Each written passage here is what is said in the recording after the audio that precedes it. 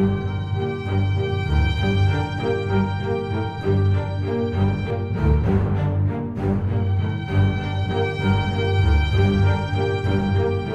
we're going to do here is we're going to go ahead and talk from the beginning. Some of this is going to be just a little dry for you, but there's a purpose in it. Because I think that when somebody is murdered, when somebody is brutally murdered especially, I think that that person deserves the respect that the people who worked the case gave it, the respect that the friends and the neighbors gave her, and frankly, the fact that you're here today, I think deserves it too. So, I want you to have an end, when we leave here, an understanding of what happened then, right? And how today, frankly, it never would have gone back to a jury a second time. This is Marshall County. Geographically, we're located in the middle of Iowa. Almost exactly between the Missouri River, well, if I'll turn this on, probably helps, over here, right? And the Mississippi River over here. They made it real simple for us, didn't they? And then we have Minnesota on the top, and we have Missouri on the bottom. And if you count the tiers of counties, you'll see that we're right in the middle tier. Now, this sounds pretty interesting, maybe a little boring. But the thing that you got to keep in mind that at a time in 1893, when this occurred, it was the talk of the state. It was the talk of Omaha, Kansas City, of Chicago, of Minneapolis. This was a very, very famous case at its time. Back in 1993, a young sheriff, 40, maybe 50 pounds lighter, black hair, just a mustache, was approached by Biff Dizer. Some of you maybe knew Biff, maybe you knew Miss Paul, maybe you knew Marilyn Munga. They came to me and they said that they wanted me to help them investigate Anna Wiess. Now I got to be honest with you. I was the sheriff. I was a sheriff just a few years. I got to tell you, I didn't know who Anna Wiess was, and I'm not trying to be crude. I was dealing with reality, real things at the time. So for me, I didn't know who Anna Wiess was. So they sat me down and they taught me. We went over to, at that time, the basement of the Masonic Lodge where they kept the books. And we began digging through them, and you see here, an obviously staged picture, but of us looking at the booking.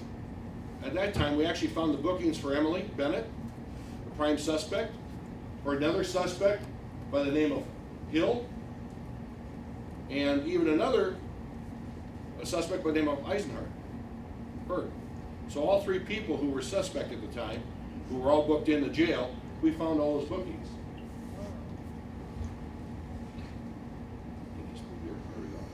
This is Marshall County today. We all know it.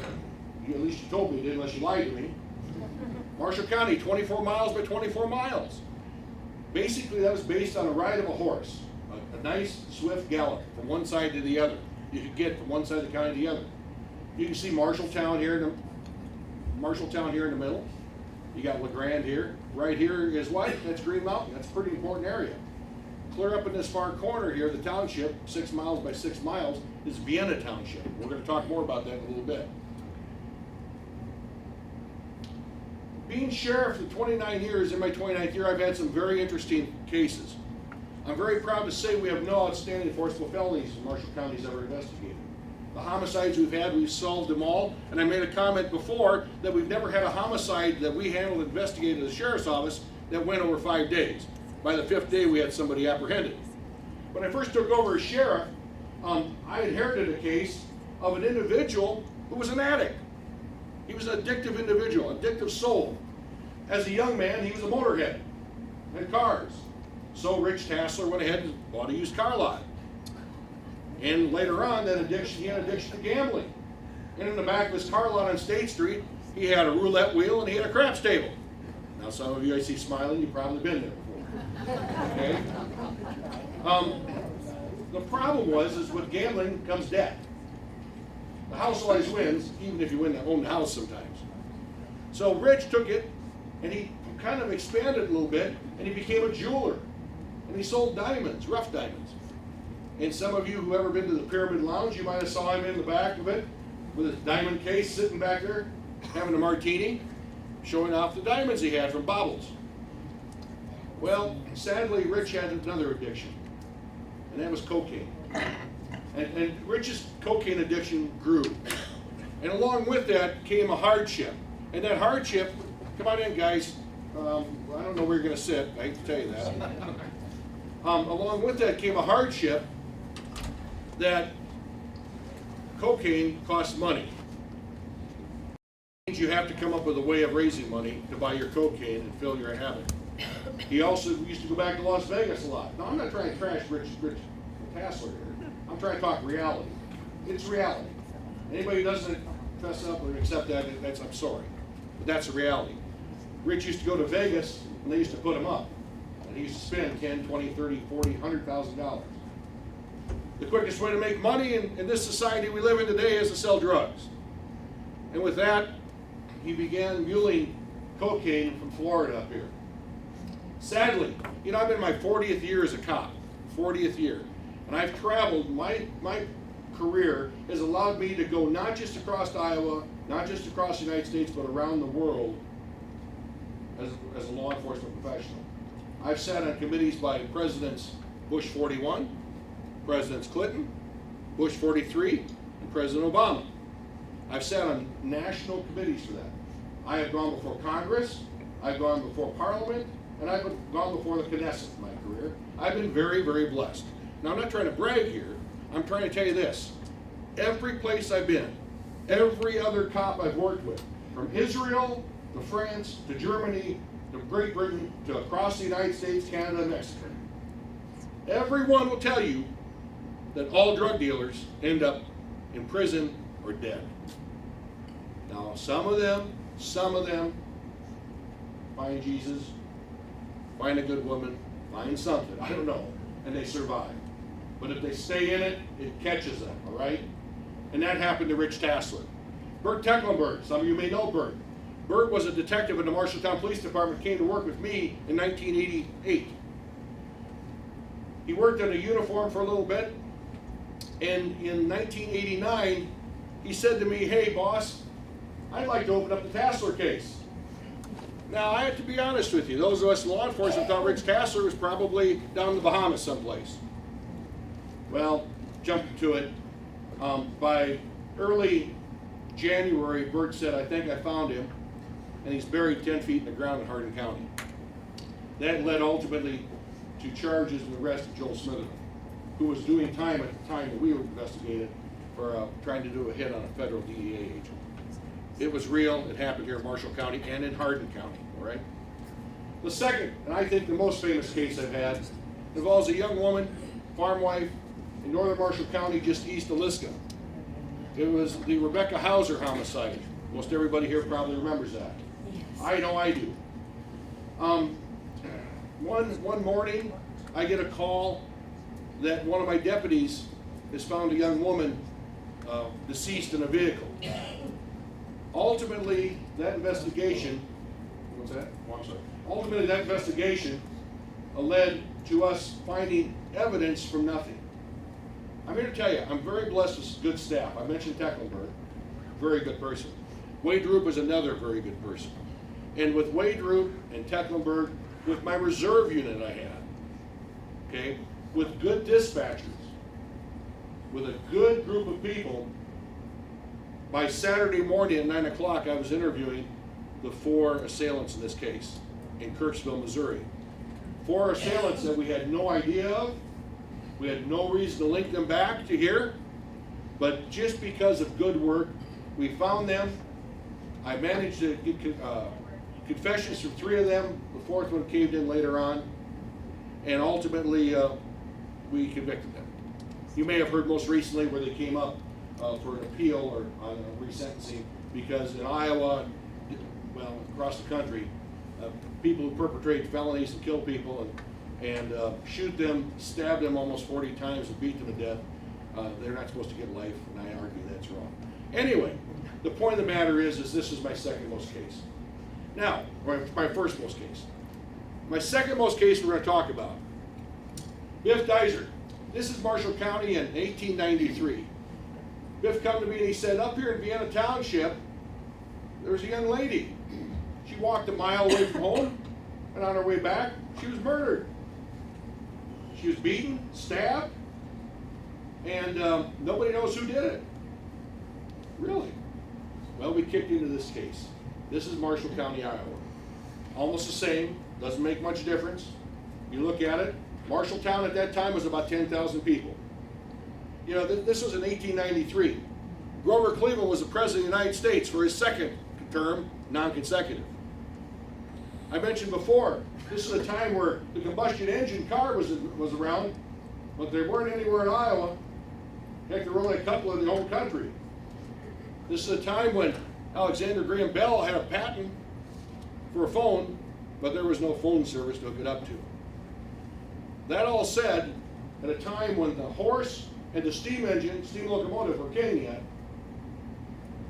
what you're going to see was your law enforcement in Marshall County did one heck of a job.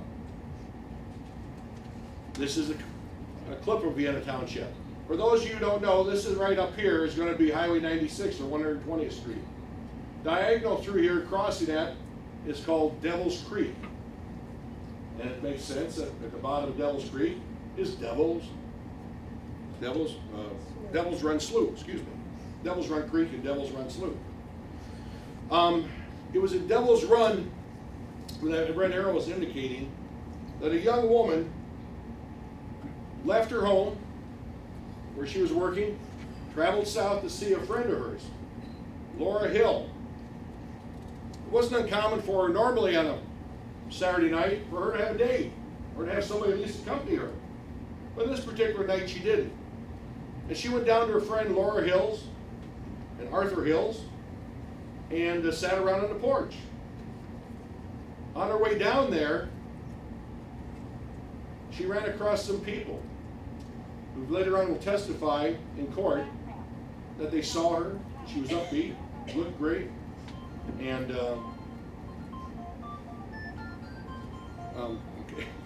anyway, and that they had no idea that anything bad was going to happen. Anna Wiess. This is, I asked some of you if you've been to her grave lately. This was taken yesterday. That's why I asked you about the coins. See the coins down here? This is Anna's grave. Her father and her mother and some siblings are alongside. This is at Vienna Cemetery, just south of Beeman. A little closer here. See those coins? The legend has it, and this is the way I've been told, and this is what I found out when I checked it, is that the legend says that if you visit the grave, you should leave some sort of a tribute. And if you do, that it'll bring you good luck. If you taint the grave, or take the tribute, bad luck will surely be yours. There's a couple legends, in talking to some of the sheriffs up in that area, Grundy, Hardin County, especially in Tama County, that there have been kids who've gone there and took those coins, and at least 2 of them have died in car accidents shortly thereafter. Now, is that true? I don't know. They were alcohol-related crashes. They probably went up there involving alcohol to take the tribute. But I don't know that I want to be somebody that checks that. See, we talked before about do you believe or don't you believe? Do you believe in ghosts? Well, I don't know. All I can tell you is this legend, this was yesterday, this was in 1993 when we went there to visit. And those aren't the same coins, people. I tell you, it kind of freaked me out when I went there and I walked up and I even moved them because I didn't believe that they were, maybe just real. Maybe they're glued down. It's really kind of strange. And the area neighbors, they contributed to it also. What's interesting is Anna died a horrendous death. And a lot of people came to the scene. You'll hear me describe that in a little bit. A lot of people saw her bludgeon cut, bloody body. And for the year after she died, a lot of people talked about the nightmares and the things that they suffered from. Some were told by doctors that it's just simply because you saw something terrible. A lot of them thought more than that. And about a year after her passing, a group of friends, a group of individuals who were suffering from this, put their money together and they bought her this tombstone. And if you notice, it says, erected by generous and sympathizing friends. That's kind of an interesting comment, isn't it?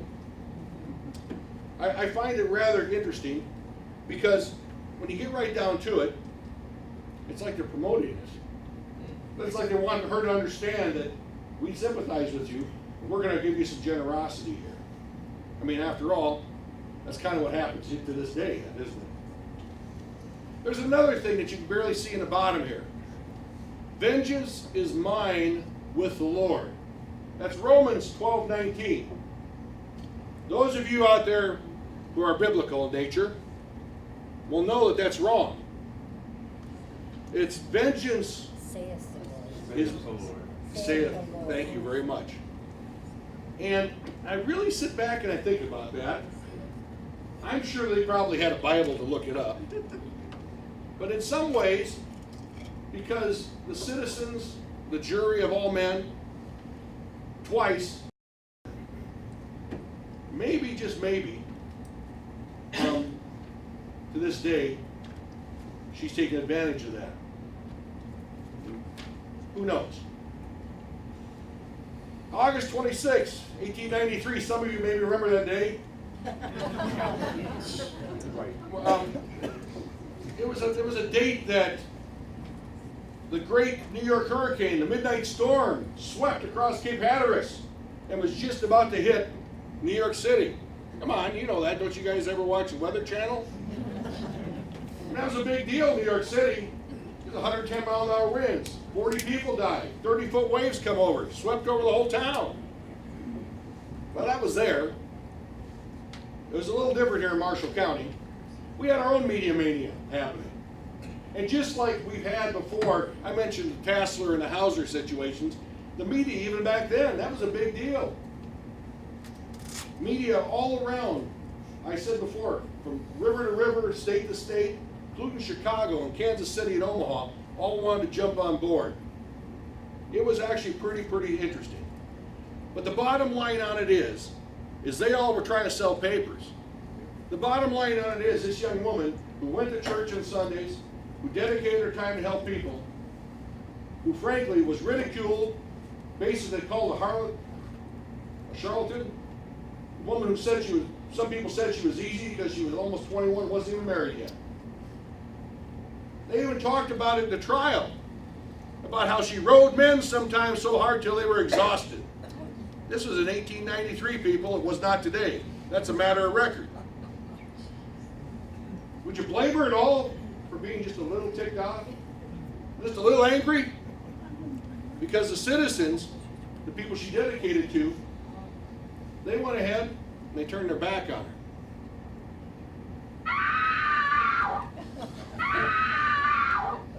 And this is the ghastly murder of Devil's Run Slough, the bloody death of Anna Wiess. Anna Wiess, 5'10", 5'11", tall, narrow-waisted. What you see right over here is her dress. This is a dress that she would wear when she'd go to church on Sundays. Now, some of you, especially those of you a little bit grayer than me, you probably remember some young ladies back then. And for a lady to be full-bodied, rather big in stature, was pretty common. This young lady wasn't. She was athletic and strong and hardworking and narrow in the waist. You can see this picture from here, which is right around 1888. She was actually kind of cute, quite frankly. Yet she wasn't afraid to get dirty and work hard. It's interesting that what she did was she worked at the Russie home. These primitive sketches that you're going to see during this presentation were done by a guy by the name of Smith for the Times Republican, and they were used in the court trials. She worked with Mr. Smith. She took care of Rebecca Smith, who was a feeble wife of his. Now, I don't know really what her problem was. I can't honestly say that. But he took care of her. She did light chores around the house. And she also cooked and cleaned and did those basic things. On one particular night, the night in question, she got done cooking supper, cleaning the kitchen, bathed, fixed her hair, auburn hair. And this is exact quotes, by the way, I might add, from the courts. On this night, she pinned her hair up, changed her clothes, putting on a striped underskirt and corset and black satin skirt and red blouse. Does that sound like somebody that's going to go out just to see her friend 3/4 of a mile down the road, the dirt road? See, those of you who followed that whole series know that I wrote a Anna Redo later on. I still to this day believe that she went to see Arthur Sherlock, but that's another story. We'll get to that another time. At 7 o'clock, she set out for Laura Hill's farm. As she leaves the Russies, she's stopped by Dr. and Mrs. Lowe, who ask her if she wants to go to a sing. I suppose a sing-along with friends, have some watermelon. And she tells her no, she's heading down to see Laura. Shortly after, the brothers John and Frank Knight, each in a separate wagon, just got done hauling corn down the Green Mountain. They go by, wave at her, and away they go, going north. 1 mile of danger. This is a satellite view, and no, it's not for that time. This is a satellite view, 96, 120th Street here. Devil's Run Creek coming through here, 120th here. The creek where it comes through, you kind of see a waterway that happens to come up to this farm right here. This farm here, is there anybody here from Vienna Acres? Over here. Okay. Did you know that your place is where Bennett's lived before? Yeah. Okay, well, a lot of people don't know that. I was out there taking a picture yesterday. Don't worry, it's not here, I just took it. It was interesting, though, to see how the land still to this day, with all the tiling and everything, still lays out the same. You know, the creek is deeper than it used to be because of all the runoff of the tiling. And they put a box culvert there, you'll see in a minute. But overall, the lay of the land is exactly the same. This is, whoops, excuse me. This is important because this intersection, 130th and Yates. Wallace. No, this is Wallace over here. This is Yates. No. What? Wallace is to the left. Wallace is right here to the left. Yes. On the corner of Wallace and 130th is where schoolhouse number 5 was. That's what I was going to bring to your attention. This is Yates and 130th. The Devil's Run runs right through there. That's where it happened on. As a matter of fact, the Hill residence was here. E.B. Hill owned this property here and had a home down there before. What's interesting about it is what Biff put together was wrong. When you go ahead and dig out the plots and you look at the court documents, you find out that he actually had it a mile off. I remember those of you who knew Biff, going to Biff and telling him, Biff, I don't think a creek come through here before. Oh, it's been all tiled out. I said, I don't think so, Biff. Oh yeah, it's been all tiled out. Well, unless they moved Devil's Run Creek, I'm sorry, but this is where it happened right here. So, this is, clock strikes 10. Ann and Laura Hill were laughing and enjoying the night on the porch. Thomas and Mary Lowe drove back past right around 10 o'clock, and they remember seeing Anna and Laura sitting on the porch in front of the open door and window with a backlight there. They remember hearing their voices and their laughter. And as they drove by, they waved at them, and they waved back. It was getting pretty dark out, just starting through twilight get dark. About that time, the clock actually struck. And Laura testified about this later on. The clock struck, and Anna asked her, what time is it? And she was told, well, it was 10 o'clock. But then Anna stood up and said she had to get going. Now, the way she was dressed, the fact it was 10 o'clock, she got up, said her quick goodbye, and she turned left to go up the road. You know, Laura made a comment that normally somebody was to accompany her on Saturday night. Although concerned, Laura didn't think twice about it because Anna was out quickly and the walk wasn't that long going north. But little did she realize that with a half mile up the road, it would turn very, very dangerous for her. This is a drawing that was done with a map of the crime scene. What's interesting about this is you see the public road down here, 130th. It's actually slid up. What's funny about it is the fact that Ian Hill owned that property that Arthur was on. But Arthur's house was on it, and Ian Hill actually had to live at a property just south of there. Arthur Hill House is a little off balance in this. The Bennett House, like I said before, is Vienna Acres, and the murder scene is right here where Devil's Run goes across. It shows the waterway, the slough turning up here and coming to the back, and here's the Henry Russey house. This is that overview. I laid it out for you again, so you can see. Now I'm gonna go ahead and I'm gonna embarrass somebody here because they're here. But I happen to know the people who lived right here not that long ago.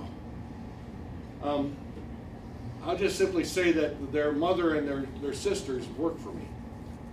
And it's kind of interesting, some of the stories I heard about, and I'm not going to ask them to relate those, but they built actually in the Russie House location. Some of you may know that. You know, we talk about legacy, we talk about things that don't change.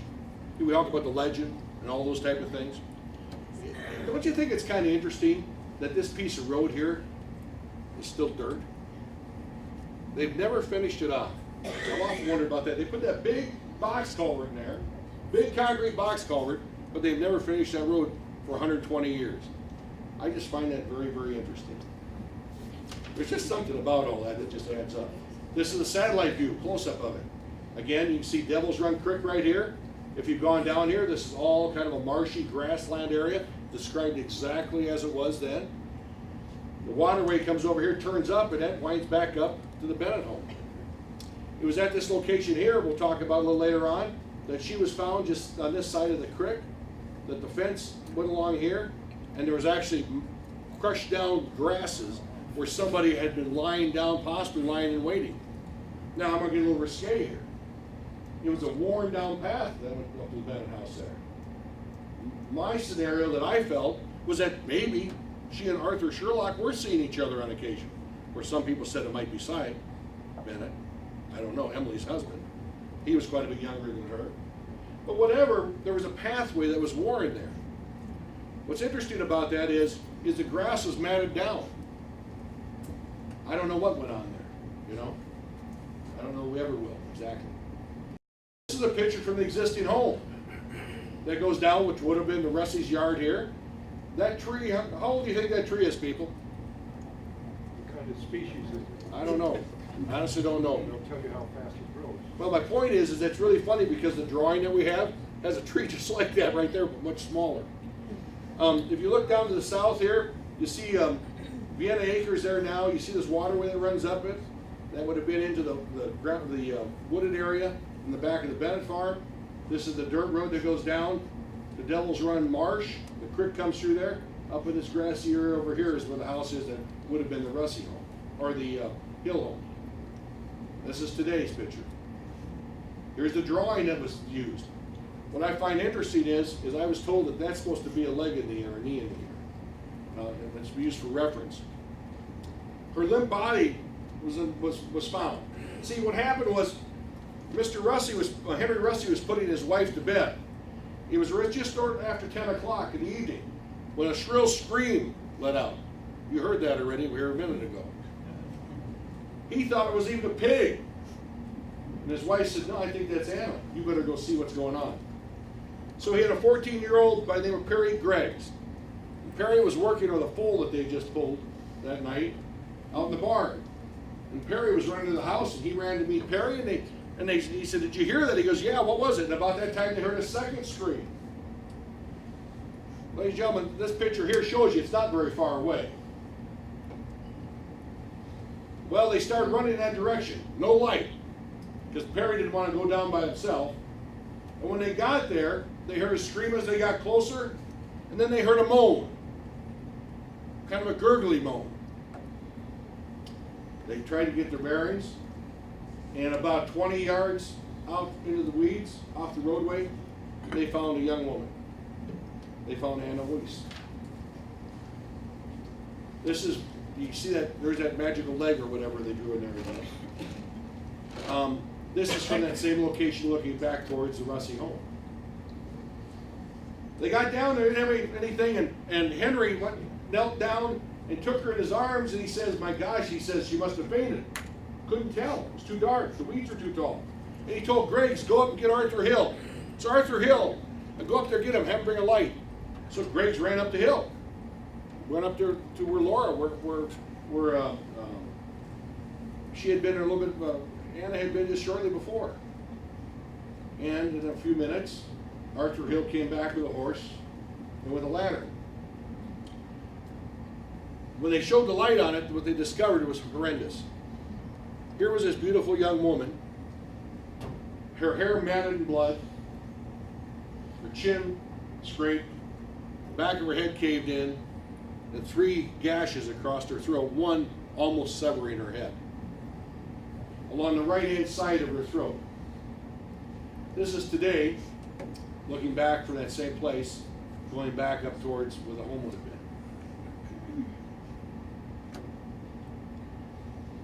Arthur Hill, Greggs goes ahead and he's going to take off and going to go to Green Mountain to call the sheriff. And he heads for the sheriff, and Arthur Hill heads to get some help. So he goes over to the Bennett residence. It's just around the corner. He goes there, he starts to hail the Bennetts. Hey, we got it, we have a murder, we have a problem, help us. And Cyrus Bennett comes to the door, opens it up, says, wait a minute, we're here, we're not gonna, my wife and I, we're gonna stay right here. We can't help you. Oh, I need your help, I need some help. We've got this woman down here. The sheriff is gonna be coming, the coroner's gonna be coming. And with that, Arthur Sherlock, the stepson of Cyrus Bennett, and the son of Emily Bennett, he says, I'll go down there, Mom, can I go? And she tells him yes. So he gets on a horse, and he rides back down to the scene. Telegrams were sent out to Sheriff Pence. And Sheriff Jacob Pence and Dr. Wilfred David, who was the coroner, they were there by 2 o'clock. Now, some of you may not remember this, some of you may know, but the trains ran. Green Mountain was kind of an epicenter for trains, as was Marshalltown.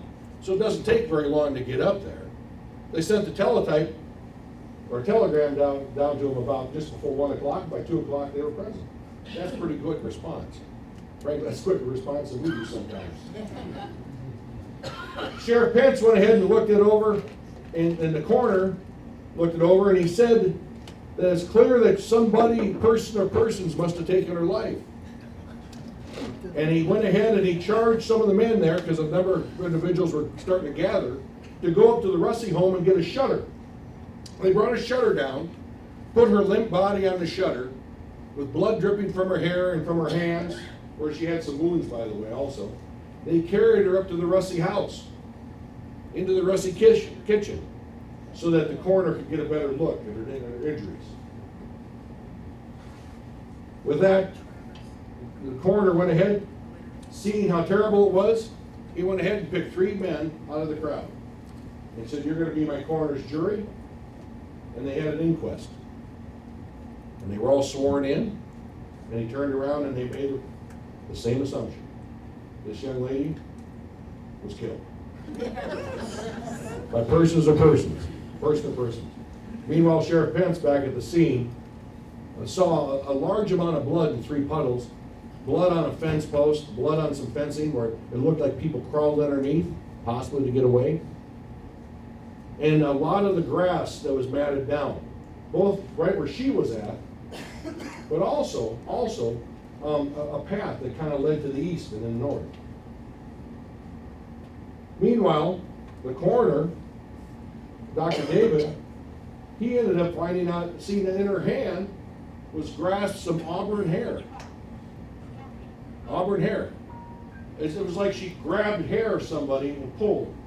Her fingernails had some sort of colored material stuck in there. It was apparent that her chin was scratched, her face was scratched, her hair was all disarray. Now, if you remember in the beginning, she'd pinned her hair up. At the scene, there's bobby pins all over. But many of them weren't anything like the Russey's had or like she was wearing. The newspaper describes the scene. And I'm sorry some of these aren't better. Killed by discarded lover. See, even before they went after Bert Eisenhart, they went ahead and they thought, sure as the world, that he must have been the one who did it, because that's what the talk was. It explains, Anna Wiess, 21 years, daughter of Henry Wiess, was visiting a neighbor and started home. A few minutes later, the neighbors heard a scream, started down the road when they found Miss Wiess lying dead by the wayside with her throat cut ear to ear, 10 stabs over her breast and her skull crossed. Oh, by the way, Sheriff Pence found a 2-inch diameter sapling club that had been made into a club, broken in 2 pieces at the scene. The following day, Sheriff Pence requests the assistance of Hardin County Sheriff Balin, Franklin County Sheriff Rule, Tama County Sheriff Foster, and the county coroner, or county attorney Carney, all join at the scene. Bloodstains located in the fence along Devil's Run and going toward the Bennett farm, including just outside the Bennett farm, a cow gate with the second board had a smear of blood on it. As they went up through the gate towards the house, the back of the Bennett's, 1-inch blood smear was discovered in the frame of the door, kitchen door, with additional blood stains on the left side of the porcelain knob. This is important. Inside the house, Sheriff Pence locates a blue blood-stained blouse that is stuck in a trunk. Now this is during their investigation, which was about a 2-day period. The blood-stained blouse, there are 2 renditions of this. One is that it was a dried blood-stained blouse, and the other one was that it had been semi-washed out and the button on the bottom had been replaced. I believe that the semi-washed out and the button on the bottom was probably more real. I wish I had that to this day, for a number of reasons. Possibly DNA, possibly the fact of the matter is we would have a better idea of what happened. See, because what you're going to find out is remember the button that was been replaced, missing on the bottom? Actually, it was re-stitched down with a metal button to replace it. About a day and a half afterwards, Sheriff Pence found a button about 150 feet away from the body in that grass. What's the odds of that? Yeah. I'm telling you, they did good work back then. It's funny. Governor offers a $1,000 reward. Governor Horace Bowles, or is it? Yeah, Bowles, personally inspected the scene. Came up on the train, and he went with Sheriff Pence, and he was totally blown away by it. It was disgusting. Couldn't believe it. It was horrendous. The blood was still seen. The puddles of blood were still dry. And he offered a $1,000 reward. This is at a time when a good job paid you 10 or 25 cents a day. Okay, that's a good job. I'm not just talking about your average laborer. And they offered a $1,000 reward. The Cedar Rapids Police Department, hearing about it, reading about the paper, they added $500 to that reward. Now the problem with that is money brings all kinds of strange people in. And as you can imagine, you're going to see that the same thing happened here. On Thursday, August 29th, Dr. Winfield Devine assisted County Coroner Wilfred David in schoolhouse number 5. You remember where 130th and Yates was, and 130 and over to the left, to the west? This was sitting on that corner. Schoolhouse number 5 is pretty interesting because schoolhouses, this is the same place that they went to church. This is the same place that she was buried from. It was the same place they conducted an autopsy. The autopsy showed that Anna was stabbed in both the back and breast areas, a total of approximately 10 times. That's because there were large lacerations on her hands, probably defense wounds we know of today. Her throat was slashed from right to left with 3 clear strokes. Ladies and gentlemen, believe it or not, you can tell what the direction the strokes are. And the reason you can tell the direction of strokes is by the depth of it, where it enters. She had a 1.5-inch abrasion on her chin, and she had 2 vertical scratches on her upper lip and chin also, which appeared to be made by fingernails. Her head appeared to have received 2 hard blows from a blunt object. This is in the paper, by the way. Although no hymen was present, Anna had not been raped and she was not pregnant. Contrary to rumors of her being in a delicate condition, within her fingers she still had a grasp of long reddish auburn hair, along with some hairs that were dried in the blood on her clothing. You're going to hear about those hairs in a little bit.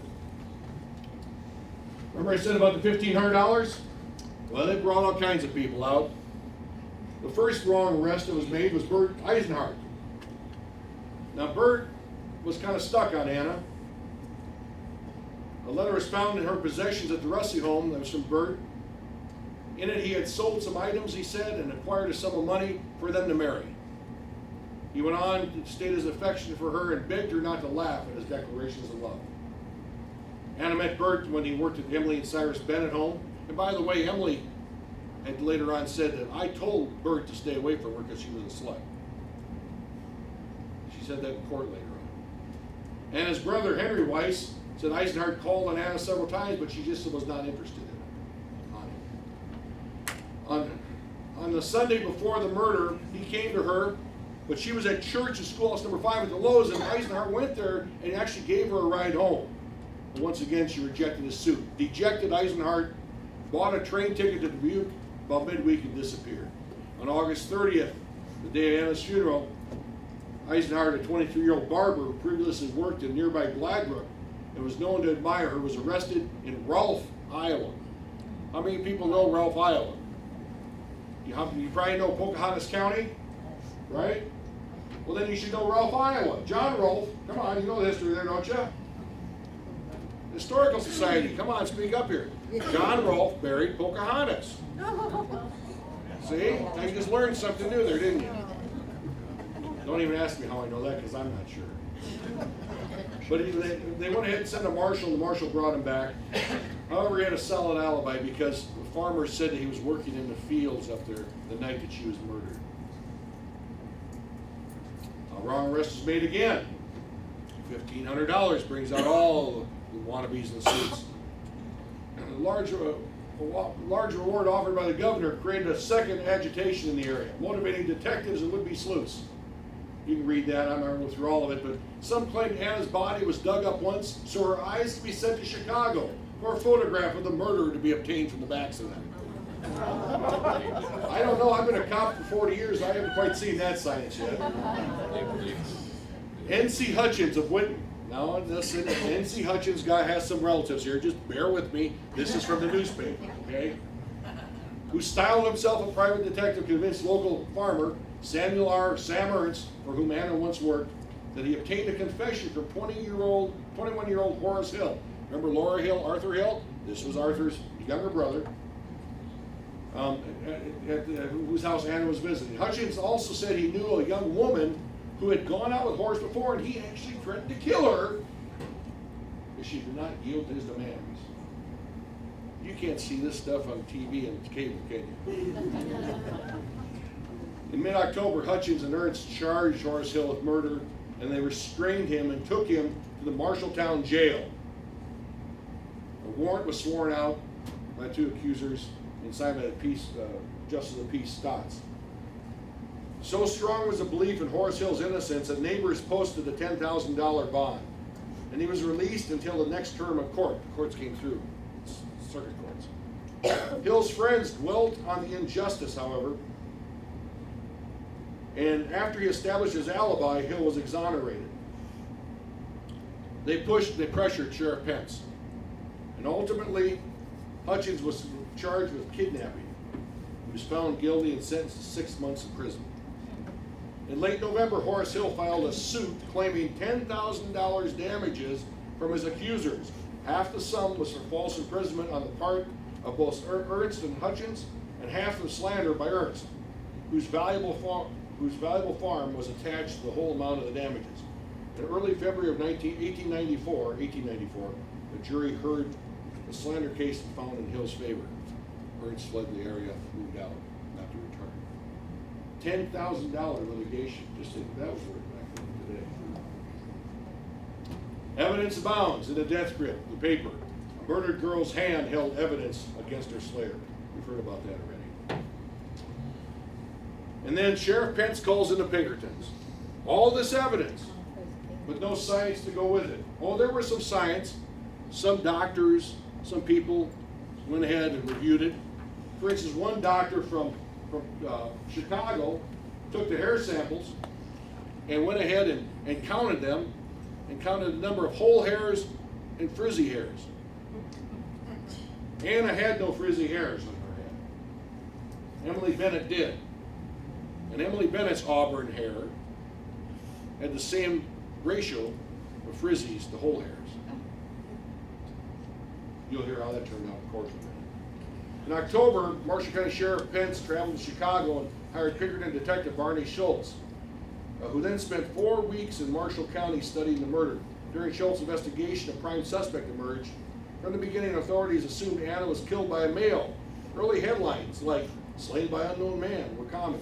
Although Governor Bowles reportedly said on visiting the crime scene, none but a frenzied woman could do such a bungling, hacking job of work. Pinkerton detective Barney Schultz also believed it. It was committed by a woman. It's specifically Emily Bennett, because the blood stains on her fence, the property, and the blouse that was found. Emily Bennett meets Mr. Schultz. She's working in her kitchen. She looks out to see a man climb up out of her well pit. She goes out and says, "Who in the heck are you?" Maybe even rougher than that, I don't know. And he says, "Well, hi, I'm Pinkerton Detective Barney Schultz." And he says, "I'm investigating the Anna Wiess homicide, and frankly, I need to talk to you." And she says, "Well, what if I don't want to talk to you?" He says, "That's fine, I'll go get the sheriff. I don't care." And she opted to talk to him. Now, Barney Schultz had a reputation of being a hard person, a great sleuth, national reputation for this, as a matter of fact. They sat down, and by the time he left there, he had her admit to him that she didn't like Anna Wiess, that Anna Wiess had, the Sunday before, been sitting in the parlor talking to her son, Arthur Sherlock, about some lascivious acts that just an unmarried woman doesn't talk about. And he had some samples of her hair that were taken and compared. You've heard about that already. All that information, all that evidence, the blood in the cowgate, all these type of things, were taken before a grand jury who indicted her. November 11th, the grand jury has returned an indictment for murder in the first degree against Mrs. Emily Bennett of Vienna Township for killing Anna Wiess. The evidence is strong against the accused. The case is one of most remarkable.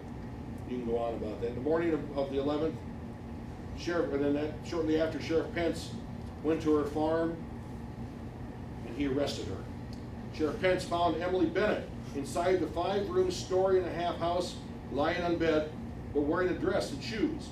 She claimed she had typhoid fever, and that her husband, Cyrus Bennett, was gone to Gladbrook to consult a doctor and get some medicine for her weakness. The sheriff didn't believe it, brought her to jail. By 2 p.m. she was in jail. When she got into jail, she passed out. Said it was from her ailments. She was weak. She stood about 5 foot tall, weighed about 120 pounds. And she was 50 years of age. Cyrus, her husband, was about 12 years her junior. And basically, she has a big reputation before that. See, she was married to Arthur Sherlock's father, and they lived in Eden Township, Edenville. You probably know it as Rhodes today. And what happened there was that they met and they married in Nebraska, and they settled here in Marshall County. And a couple years after they settled here with their son, Sherlock, Arthur Sherlock, Mr. Sherlock, the husband, well, he died. Now, there's an argument about this because there is no record of him dying. And although Emily testifies later that there were witnesses to his death, no one really knows what happened. Did he just leave? She said he died of consumption.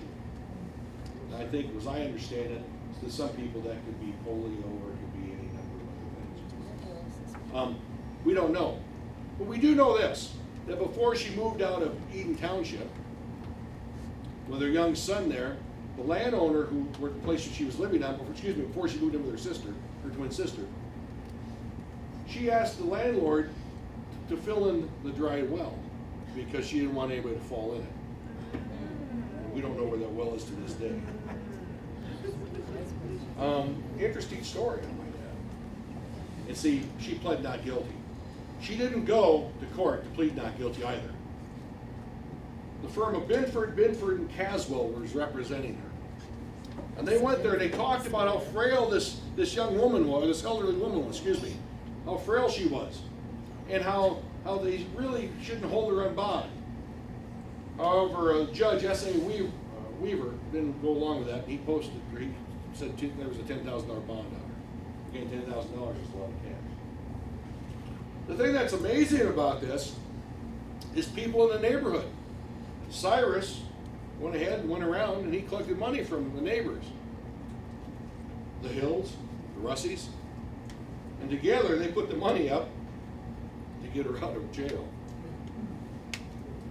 But while she was in jail, she was placed in jail, I've got it here if I can find where I put it, with Maud Stover.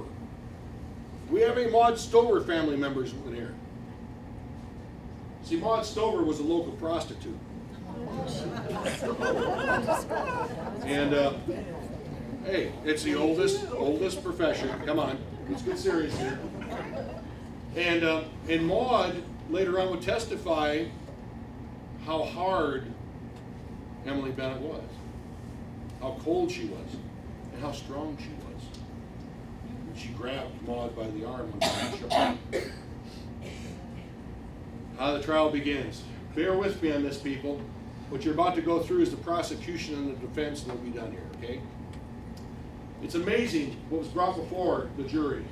It's amazing that what evidence they had with very little science. And frankly, today with this science, I think that Emily Bennett would have been either exonerated totally or convicted. Anna Wiess was acquainted with Emily Bennett and was sometimes in the Bennett home. These are points that were brought up during the trial. Usually on Sunday, the Wiess family lived near the Bennetts for 4 years before relocating in the spring. On one visit, Anna was introduced to Bert Eisenhardt.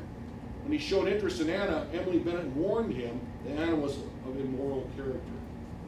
This is the prosecution bringing its case up. They also said that the Sunday before the murder, Anna was in the kitchen of the Bennett home with Emily's son, Arthur Sherlock. And from the parlor, Emily overheard Anna tell him about sexual matters in a manner that was not proper for an unmarried girl. She started rumors that Anna was immoral and in fact was pregnant. These are all things that were testified by people who were friends of Emily.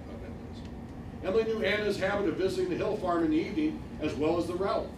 The night of the murder, Emily's son, Arthur Sherlock, went to Green Mountain for the family mail, and he suspected he might meet Anna clandestinely. See, here's the thing. When they went to the Bennett farm crying, "Help, we need some help," Arthur Sherlock had just gotten home minutes before. The horse was even hot yet. He was upstairs, and he came down, got on the horse, and took off. So the question is where did he come from? Did he really get mail at 10 o'clock at night in Green Mountain? Emily dressed in men's clothes often, and on this particular night she walked northwest through the cow yard and through a grove where there are many sticks similar to the one used to kill Anna.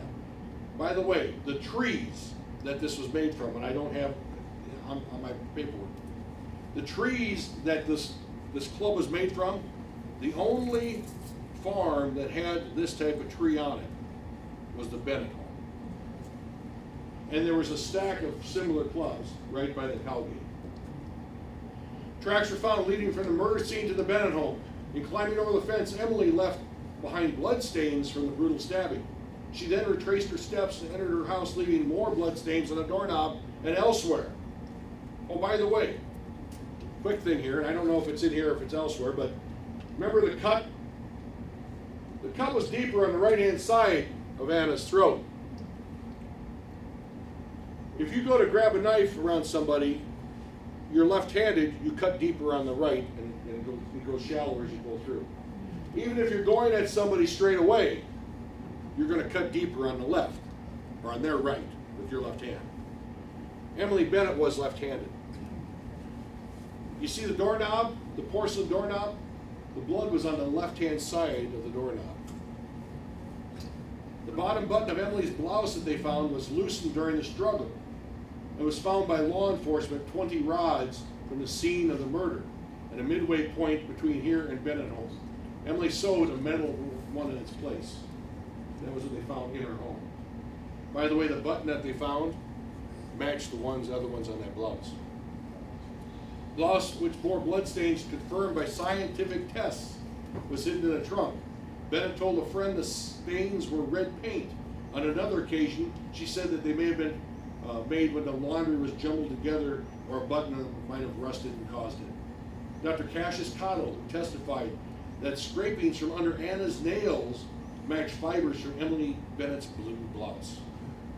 Dr. Cottle exhumed Anna's body. Anna's body, and I can understand why she wanders down through that area, was exhumed 3 times, people. 3 times. To take hair from her head and found it did not match. We talked about that. The hair from 17 people living in the area were examined microscopically by Professor Walter Haynes of Rush Medical College in Chicago, and only Emily Bennett's reddish hair matched the type, texture, and color. Emily Bennett was seen washing something in a tub at the well. Remember Barney went down in there? Two different people testified seeing her wash what they thought were coveralls and shirts. It was Sunday after the murder, the next day. The club used to strike Animax soft maple trees. Thank you, I didn't know I had it in here. Glad I did. Which no other neighbor had such trees at the time. The stabbing was done with the left hand. It says Emily was able to use her left hand as well as her right. Later on, if you look at the testimony, she was left-handed and wrote left-handed. Hairpins found at the scene did not match those used by Anna or her employer, Rebecca Russey. Even though Emily claims she was too frail and ill to kill Anna and could not lift one of her arms above her head, neighbors described her working with heavy milk pails and bundles, climbing fences, rolling under fences, and adjusting her hat with both hands. Thomas Lowe, remember the Lowes went by on the, going to a sing? Heard her say in the summer of 1893 that she was tougher than a biled owl in reference to her ability to work. Maud Stover, the famous Maud Stover of the local report. Emily's cellmate at the Marshalltown jail said Emily acted strangely and threw away the doctor's medicine for her complaints. She also told Stover she would not go down alone for the murder. Anna's mother, I keep saying Wiess almost, Mary Wiess, testified that Emily came to her house before the murder and complained that Anna never visited the Bennetts anymore. Anna told Emily that Arthur Sherlock was mad at her. Emily kissed Mary Wiess for the first time the day after the murder. You know, she was putting on what they thought was a ruse, basically. The Bennetts claimed they stayed up all night looking out the window in case the murder ran by. This is after Arthur Hill made a call, said help us. But nobody saw any lights on. Dr. Cottle testified that he tended to Emily Bennett in the months following the murder for complaints of headache, nausea, constipation, hot, cold flashes along the spine and the sleeplessness. He said, when I went out to her place, I didn't see anything the matter with her. Saw no perceptible indication of disease. The implication was that she pretended to be too sickly to kill Anna. And the scratching and hair pulling suggests two women fighting. Emily had secrets in her past, such as the death of her first husband, George Sherlock. And Emily had done her best to ensure the arrest of Albert Eisenhart for Anna's murder in order to take the suspicion off her. When she learned he was arrested and might be lynched, she sent Arthur up there to take a look at it, make sure that he would learn that it's not the thing to do. The prosecution had an awful lot of evidence. But the defense. Emily Bennett was 50 years old, weighed only 120 pounds, nearly broken down from her lifelong hard work. She could not have attacked Anna. Only a man could have subdued the strong and athletic girl who was nearly 5 feet 11 and in excellent health. Emily's left arm was out of the socket, had been since she played crack the whip. I haven't played crack the whip. I never run either. Emily saw Anna the Sunday before the murder, but the two met in the yard rather than inside the house and talked pleasantly in the presence of Arthur Sherlock. Anna said, "Good night," and passed on. Bye. Keep in mind, friends of hers testified that Emily said. Bloodstains on the fence were from dehorning cattle, not from the murder. Another thing I read about talked about killing and cleaning chickens.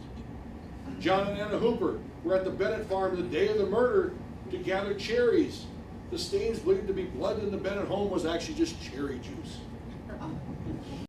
Anna Hooper saw Emily Bennett at supper time before they left that evening. Emily was wearing a wine-colored plaid dress, not the blue blouse in question. She couldn't have changed it before she went. Emily's twin sister Emma testified she saw the blouse in mid-October and put it in the rest of the wash. She considered wearing it herself, as it was not that dirty, the blue blouse. Emily Bennett could not have seen Anna at the Hill house half a mile away unless she climbed 25 feet up a windmill. Those of you know that there's that little archer. Now there's a house in between now that's been built after 1900. But the bottom line on it is they couldn't have seen each other. The Bennetts went to bed early and were asleep when Arthur Hill roused them to say Anna was murdered. Emily jumped from the bed to go to the door, but Cyrus prevented that and told her to change out of her night clothes. They stayed up all night watching. Emily Bennett sat in the presence of Anna's body at the Russey home for 2 hours without signs of guilt or agitation. She also attended the funeral and acted normal. This is the defense now. but in this case. There were others like Horace Hill, members of his family, who could have easily killed Anna. Milton Smelser. We all know Milton, that bum, right? Come on. Sorry if you're a Smelser in here. A nephew of the Hill brothers was at the Hill farm that night and left earlier than Anna. Henry Russey was also a strong suspect, and yet another man was seen running east from the scene. Emily's twin sister, hello. Emily Bennett was not concerned about Anna's influence on Albert Eisenhart. She warned Anna away from Eisenhart, just the opposite, when she told her friends. Arthur Sherlock never went out with Anna, and Emily never worried that he would. He had been seeing Etta Simmons for 2 years and was not interested in Anna. You know, guys, come on, you don't have to raise your hand, but I bet there's a couple guys in here somewhere in your life when you were out there just, raising a little cane. You probably went with one person and maybe just snuck around with somebody else, or you know somebody who did. Lord knows it doesn't happen in 1893. The hair in Anna's hand was her own, which was pulled out in the struggle. I love that one. Tests showed that the blood on the hand would dry within 10 minutes it took to run from the crime scene to the Bennett house. Therefore, bloodstains could not have been left in the house. Rumors that Emily Bennett murdered her first husband, George Sherlock, in southwest Marshall County and put his body down a well were false. He died of consumption, and there were witnesses that saw him buried, although they never had any testify. Anna Wiess's own parents, Henry and Mary, came to Marshalltown after Emily Bennett's arrest and said they believed her innocent. There was bias in the grand jury that indicted Emily Bennett because Ebenezer Hill, E.B. Hill, the father of Horace, who at one time was in jail for Anna's murder, served on it. There wasn't a lot of people, probably. Emily's cellmate, Maud Stover, was immoral and of poor character and not to be believed. She was jailed, what? For prostitution and lewdness, and once shot a man who looked in her window while she was bathing. Yeah, the Second Amendment guys, huh? Come on. Now it's up to the jury. The jury deliberated. This is where it gets really interesting. We're almost done here. The jury deliberated almost 40 hours altogether. The first ballot taken was 7 for acquittal and 5 for conviction. The next ballot was a tie, and the jury stood evenly divided after that. The next day, a ballot taken just before the jurors went out to breakfast was 9 for acquittal and 3 for conviction. One of the most forceful men on the jury, Henry Desch, collapsed while the jurors were eating breakfast with stomach convulsions and bleeding from the bowels. His pain was excruciating and he could not continue. Because of Henry Desch's illness, Judge Hinman dismissed the jury, ending the trial. All that evidence, all that time. A second trial. A year later, Emily Bennett's second trial for murdering Anna Wiess began in Marshalltown. Judge S.A. Weaver presided. What's interesting about this whole thing is the fact that the attorneys of the state, the entire case was pretty much the same. The defense was pretty much the same. It covered the same ground, same motive, but it was a little bit increased because the motive once again was jealousy over the son, but later on you're going to find out that Carney actually added something else to it. He added the fact that maybe Anna didn't act on her own. Maybe there was a man that helped her. Maybe the fact that there was a bludgeoning of the head and a stabbing, maybe somebody else was there. Those of you who remember I wrote in Anna Redo, I actually had Arthur Sherlock and Anna on the ground, cuddling. There was no sex, right? We know that. When Mom came out and began beating her with the club, breaking it in 2 pieces. You know, that's not so far out. And maybe not that Arthur stabbed her or killed her, but maybe he grabbed Anna, because Anna was much bigger than Mother. And maybe Anna went ahead and grabbed a hold of Mother. Maybe the fight was on, and when Arthur grabbed a hold of Anna, that's when Mother stabbed her. A lot of maybes here. We don't know. The second jury seemed less engaged than the first one. When offered an opportunity to visit the crime scene, they didn't want to go. The hair samples from Anna's hand and the head of Emily Bennett were again discussed. Dr. Cottle testified again to match. It was backed up again by wig maker this time, William Barrow, who said all heads of hair were individualized and distinguishable. Ladies and gentlemen, that's true when it comes to DNA.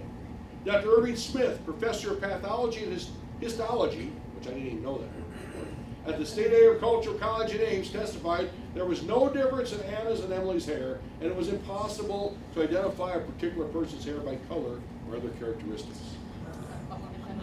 Another witness, Dr. Thomas Taylor, government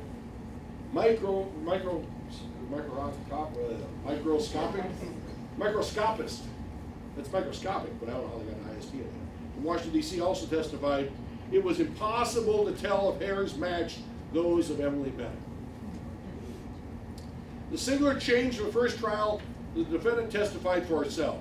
She was questioned for 2 hours and never showed any emotion, excitement, or fear. She did not contradict herself, get confused, or show guilt. During the second trial, 35-year-old juror Enoch B. Willem became violently ill with symptoms similar to those of juror Henry Desch in the first trial, although he would gain enough strength to come back. Ladies and gentlemen, they went to the same place on the same day of the trial to have breakfast, and he gets sick there. One of the jurors got sick, except this guy hung in there. By the way, there was speculation and never proven that Emily Bennett had a cousin who worked there. That's part of the record. Mr. Carney made essentially the same summation as he did in the first trial about the timing, the blood, the blouse, the matching hairs, and the strength of Emily Bennett to have committed the crime. Carney, however, made one new and surprising declaration. He said the location of the cuts on Anna's clothing and body and the fact that a club was also used indicated 2 people committed the crime. I submit to you that that in itself caused doubt. And that doubt probably is what got her off. He pointed at no particular person, but implied that she could be assisted by either Cyrus or Arthur Sherlock. And the verdict, on September 22nd, the jury deliberated 5 hours, not 40, and voted 4 times. On the first ballot, they were split evenly. On the second, 7 voted for acquittal and 5 for conviction. On the third, 11 for acquittal and 1 for conviction. And on the fourth and last, all voted for acquittal. When asked how she managed to stay so cool and calm at the verdict, Emily said, "Why shouldn't I be?" Justice denied. Although Emily Bennett had some supporters, most courthouse watchers believe the trial proved her guilty of murdering Anna Wiess. Although not in the first degree, many speculated that she lay in wait to threaten and lecture Anna possibly and lost control during it. Others suggested, as had the county attorney, that she did not act alone. Frank Knight, who encountered Anna walking on the road earlier in the evening, testified that when he passed by the Bennett pasture, he saw Cyrus Bennett on a horseback. It would have been easy for Cyrus to have seen Anna going to the Hill residence. Remember when they went by before him and his brother and buckboards were hauling corn? And he could either have told Emily or to go wait for her or just simply drop the ball on her. The fact that Anna was both struck with a club and stabbed suggests more than one person. What Emily could not accomplish because of her strength or disability, a younger man like Cyrus, her husband, could have. And Arthur Sherlock, Emily's son, was suspiciously near the scene, according to timing. He said he'd gone to Green Mountain for the mail and had just come to the Bennett house just shortly before Arthur Hill came there. 3 miles away in the Vienna Cemetery, lies Anna Wiess. This is her tombstone. Those are the coins, you've seen it. Did we solve anything today? No. Maybe, if nothing else, by our talking about it, by our thinking about it, by our prayers, our thoughts, this poor woman's soul can be laid to rest. Things can calm down for her. None of us here has anything to say about what happened back then 120 plus years ago. But all I can tell you is that I'm proud of the job that the law enforcement people did, just as science hadn't caught up to them yet. And it's sad, but it's a reality of it. It's violent. It was in 1893. It is in 2016. Ladies and gentlemen, thank you for your patience, your time, and gosh, this is a great crowd. I never expected to be here. God bless you.